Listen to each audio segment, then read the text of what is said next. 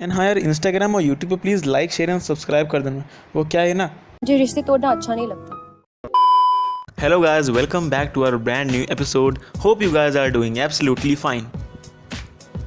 So guys, in this video we'll be talking about a very interesting topic, or I would say the most requested topic in our comment section.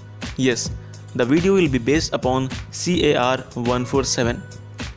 First of all, I would like to tell you that if you are in 147 based student, then you are watching right thing on the internet.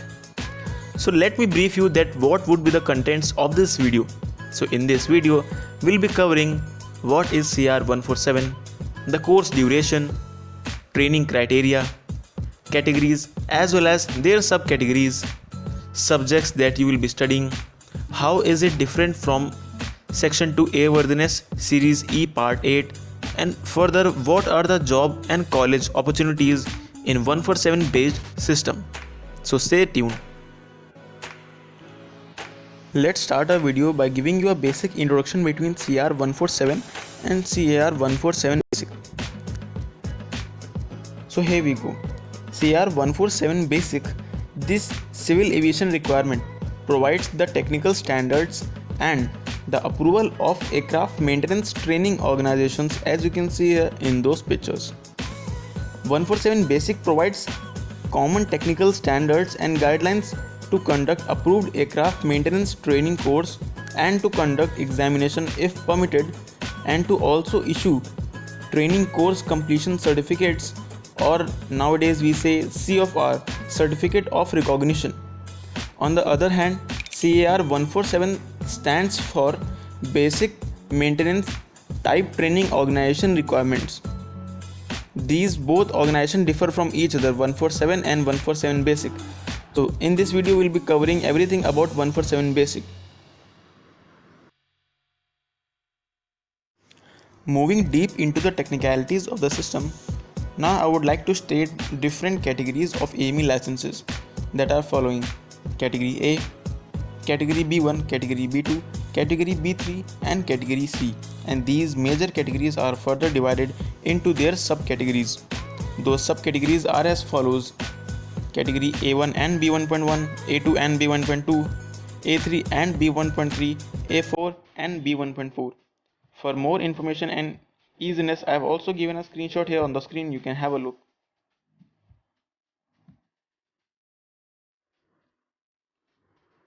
Now let's have a look over the training criteria of 147 system.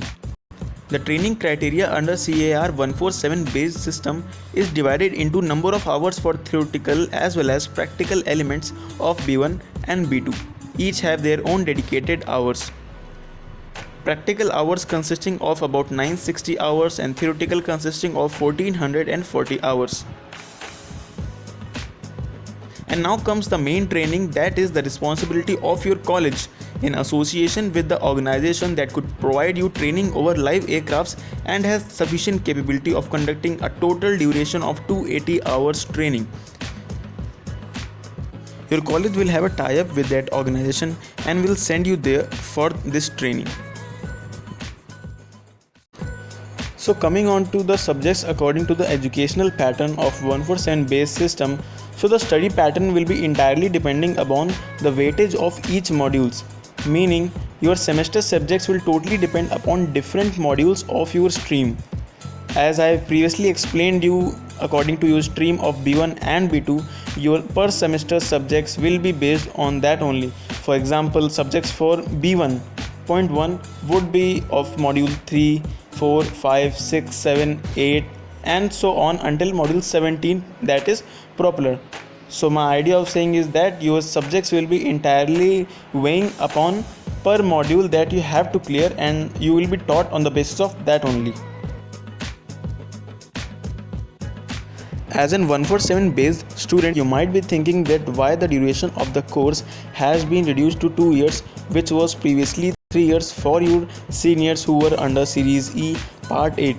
So the main thing is that DGCA always adopts all the regulations according to EASA.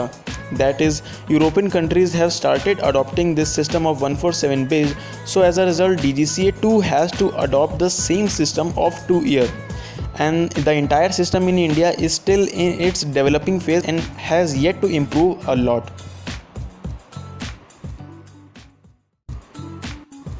An important note for all those who are willing to pursue and those who are already pursuing this field, please ensure, it's a request, please ensure that your college has a tie-up with the organization that is sufficiently capable of conducting good training over live aircraft, because this experience really matters.